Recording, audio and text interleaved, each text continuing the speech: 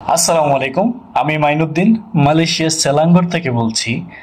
আমরা যারা মালয়েশিয়াতে আছি প্রতি বছরেই মেডিকেল চেক আপ করতে হয়, কারণ ভিসা রিনিউ করার আগে মেডিকেল টেস্ট করতে হয়। আমরা মেডিকেল টেস্ট করে আসার পরে আমরা জানি না মেডিকেলে আনফিট হয়েছি নাকি মেডিকেলে ফিট হয়েছি। তো এই বিষয়টা আমরা অনেকেই জানি না। আজকে আমি আপনাদেরকে একটা পদ্ধতি দেখিয়ে দিব, হাতে কলমে আপনাদেরকে শিখিয়ে দিব।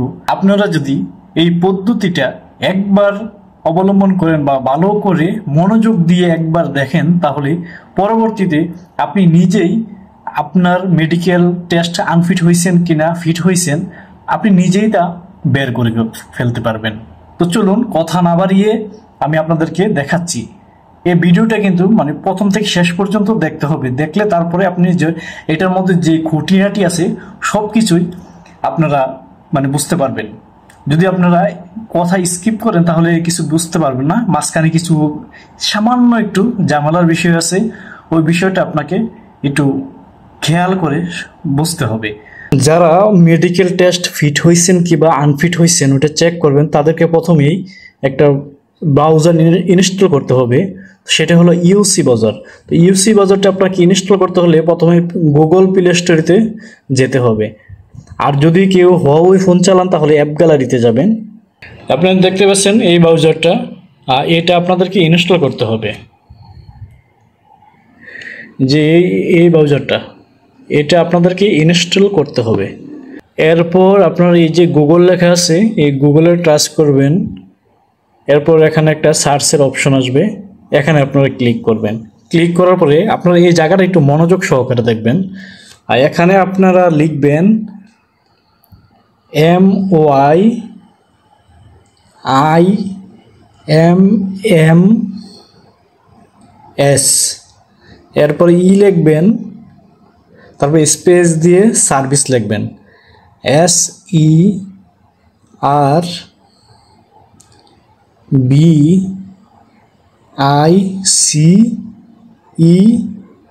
SERVICES service.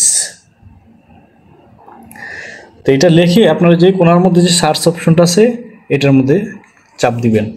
ওইটাতে সার্চ দেওয়ার পরে এরকম একটা পেজ আসবে। এই পেজের মধ্যে আপনারা দেখবেন উপরে লেখা আছে, এটাতে যাবেন না, আপনারা এইটাতে আসবেন, MYIMMS সার্ভিস, এটাতে যাবেন। এরকম আরও নিচে অনেকগুলো আছে, ওইগুলোতে যাবেন না, আপনারা এটাতে যাবেন। এটাতে যাওয়ার পরে এরকম একটা আরেকটা পেজ আসবে।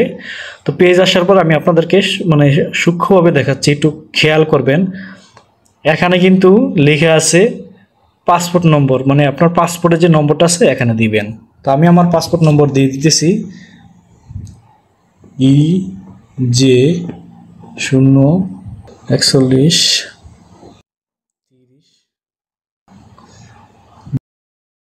তো আপনারা এখানে আপনাদের যে পাসপোর্ট দিয়ে আপনারা মেডিকেল করেছেন সেই পাসপোর্টের নম্বরটা এখানে লিখে দিবেন, আমি যেভাবে লিখে দিছি।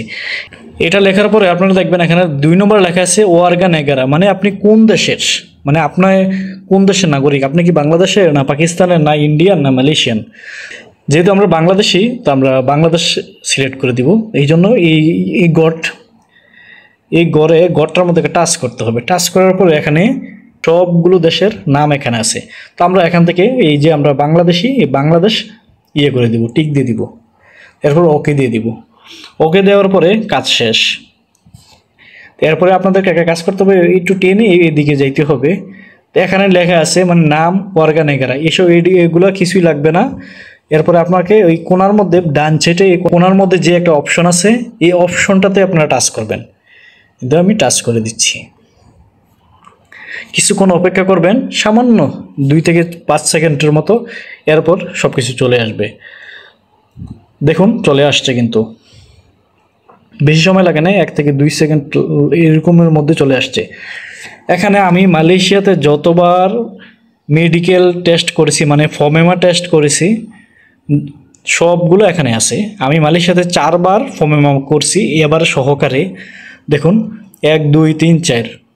আর আপনারা ফিট নাকি আনফিট এটা আপনার ওই ডান সাইডে একবার উঠবে, স্ট্যাটাস ফমেমা। একটু বড় করে দেখাচ্ছি। এখানে লেখা আছে স্ট্যাটাস ফর্মেমা, মানে যতবার আমি মেডিকেল টেস্ট করেছি ততবারই ফিট হয়েছি। এখানে 4বারই ফিট লেখা আছে। যদি আপনি আনফিট হন বা কেউ আনফিট হয় তাহলে এখানে আনফিট লেখা থাকবে। এইভাবে আপনারা চেক করে নিতে পারবেন আপনাদের ফর্মেমা রিপোর্ট। এই ভিডিওটা যদি আপনি দেখেন, একটু স্লো যদি ভিডিওটা দেখেন, তাহলে আপনি নিজেই পারবেন আপনার ফর্মেমা বা আপনার মেডিকেল টেস্টের রিপোর্ট ফিট হয়েছে কি বা আনফিট হয়েছে। তো খুবই একটা সহজ একটা বিষয়, একটু খেয়াল করে দেখলে পারবেন। আর এরকম সেবামূলক ভিডিও যদি পেতে চান তাহলে চ্যানেলটা সাবস্ক্রাইব করে রাখবেন, ভবিষ্যতে আরও এরকম ভিডিও দেওয়া হবে। আর যদি কোনো ঝামেলা বা কোনো সমস্যায় পড়ে থাকেন মালয়েশিয়াতে, আমাদের সাথে যোগাযোগ করতে পারেন। ইনশাআল্লাহ যতটুকু সম্ভব আপনাদেরকে সাহায্য করার জন্য প্রস্তুত আছি। আর চ্যানেলটা একটু সাবস্ক্রাইব করে দিবেন যদি মন চায়। তাহলে ভালো থাকবেন। আল্লাহ হাফেজ।